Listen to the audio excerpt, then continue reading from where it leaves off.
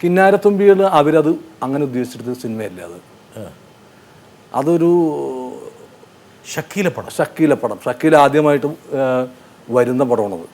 അപ്പോൾ എന്നെ വിളിച്ചത് എൻ്റെ ഒരു സുഹൃത്ത് തന്നെ വിളിച്ചിട്ട് പറഞ്ഞു. അപ്പോൾ റോഷൻ ചേട്ടൻ പറഞ്ഞു, എടാ ഒരു അവാർഡ് പടം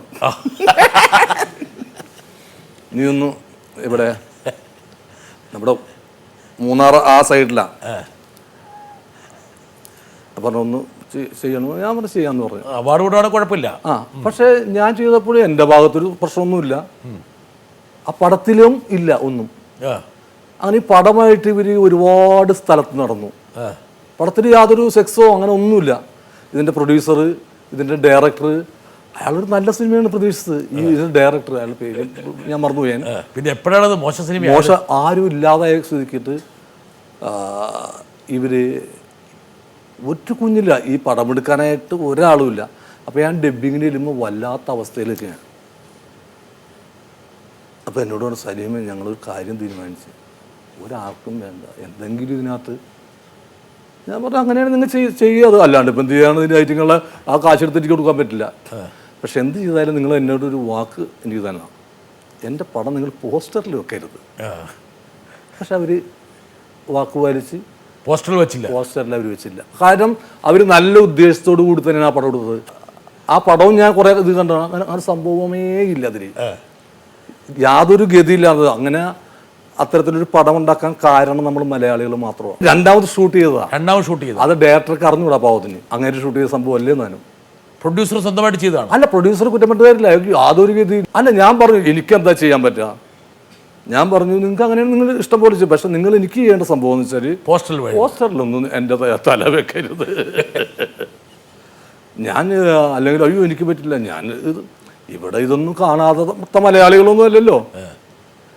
ആ ഇടക്ക് ഞാൻ സിനിമയിലോട്ട് അധികം കാലമായിട്ടില്ല. എൻ്റെ സിനിമകൾ എൻ്റെ നാട്ടിൽ കണ്ട ഒരു വൃദ്ധന്മാരെ ഏറ്റവും കൂടുതൽ കണ്ടിട്ടുള്ള പടവും കിന്നാരത്തുമ്പികളാണ്. അത് ശരി. പക്ഷേ അന്ന് കല്യാണം കഴിച്ചിരുന്നു. ഭാര്യ എന്ന് പറഞ്ഞു? ഭാര്യ അങ്ങനെ ആ സിനിമക്കൊന്നും പോകില്ലല്ലോ. മക്കള് 2 ചെറിയ പിള്ളേരാ. അതിൻ്റെ ഏറ്റവും വലിയ രസം എന്ന് വെച്ചാൽ തെങ്കാശിപട്ടണം എന്ന് പറഞ്ഞിട്ട് ഷൂട്ടിങ് നടക്കണം. അപ്പോൾ രാവിലെ ഒരു ചായ, അതിപ്പോഴേ ശരി, എനിക്ക് 5 സ്റ്റാർ ചായ ഒന്നും എനിക്ക് പറ്റൂല. ഈ പ്രഭാത കൃത്യങ്ങൾ നടത്താനായിട്ട് ഈ തട്ടുകട ഉണ്ടെങ്കിൽ നമ്മൾ താമസിക്കുന്ന അടിച്ചിടുന്ന ചായ ഉണ്ടെങ്കിൽ നമ്മൾ താമസിക്കുന്ന ഹോട്ടലിൽ നമ്മൾ നടന്ന് 1 മീറ്റർ ചായ, അതെ, ആ ചായ കുടിച്ചിട്ട് ആണ് നമുക്ക് എന്നാലും ഒരു ശരിയാവുള്ളൂ, സുഖമുള്ളൂ. അങ്ങനെ പഴനിയിലാണ് ഞങ്ങൾ താമസിക്കുന്നത്. പഴനിയിൽ ഞാൻ ചായ കുടിക്കാൻ ചെന്നേക്കാണ്. ഒരു കടയിൽ ചെന്ന് കഴിഞ്ഞപ്പോൾ 2-3 പേര് കണ്ടു. അപ്പം എനിക്കൊരു ഡൗട്ടായി. കാരണം ഇതാരോ തെറ്റിദ്ധരിക്കപ്പെട്ടേക്കാണ്. എന്തോ ഗുണ്ടകളൊക്കെ ആയിട്ട് ഇവനുണ്ടായിരുന്നു അതിൽ, അങ്ങനെയാണ് തട്ടിക്കളയെന്നുള്ള പേടി. രണ്ടാമത്തെ ദിവസം എന്നപ്പോൾ ഈ 2 പേരെന്നുള്ള 3-4 പേരായിട്ട്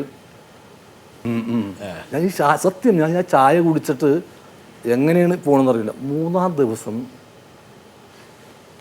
കുറേ ആളുകൾ കൂടി അവിടെ.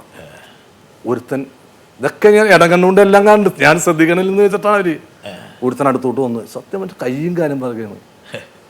അങ്ങനെ ഇയാൾ ചോദിച്ചു, സാർ നിങ്ങൾ നടികറാ? കാരണം മലയാളത്തിൽ തന്നെ എന്നെ കറക്റ്റായിട്ട് ആളുകൾക്ക് അറിയില്ല. ഈ തമിഴ്നാട്ടിൽ എന്നെ എങ്ങനെ അറിയാം നടികർ? സാർ നിങ്ങളുടെ പടം ഇവിടെ കളിക്കുന്നത് അരങ്ങേറ്റ വേള, അരങ്ങേറ്റ കാതല എന്തോ പേരിലാണ്. ഞാൻ പറഞ്ഞു ഇല്ല, ഞാനല്ല, അത് ഞാൻ അഭിനയിച്ചിട്ടില്ല. ഓ സാർ നീങ്ങ തന്നെ, അത് മലയാളത്തിൽ കിണ്ണാരത്തുമ്പി. അപ്പൊ ഞാൻ പറഞ്ഞു എന്ന് പറഞ്ഞു. പിന്നീട് പിറ്റേ ദിവസം തുടങ്ങി ജനങ്ങളാണ്. അപ്പോൾ ഒരു ദിവസം നോക്കുമ്പോൾ സുരേഷ് ഗോപി ഉണ്ട് ആ ഹോട്ടലിൽ, നമ്മുടെ ലാലേട്ടനുണ്ട്, ലാലേട്ടനാണ് പ്രൊഡ്യൂസർ. ലാലേട്ടനൊക്കെ നോക്കുമ്പോൾ ഒരു പറ്റം ആളുകൾ എൻ്റെ ചുറ്റും. ഇവരുടെ ഒന്നും ഒരാളുമില്ല. എനിക്ക് എൻ്റെ സൂട്ട് കേസ് കേടായിട്ട് നന്നാക്കാൻ കൊണ്ടുപോകുന്നു. ഓട്ടോറിക്ഷ കയറിയാൽ വലിയ പൈസ വണക്കം എന്നൊക്കെ പറഞ്ഞിട്ട് ഭയങ്കര ബഹുമാനം. അത്രയും ബഹുമാനം എനിക്കൊരു. അതുകൊണ്ട് കിന്നാരത്തുമ്പികൾ കൊണ്ട് തമിഴ്നാട്ടിൽ ഒരു റേറ്റിംഗ് കൂട്ടി. വേറെ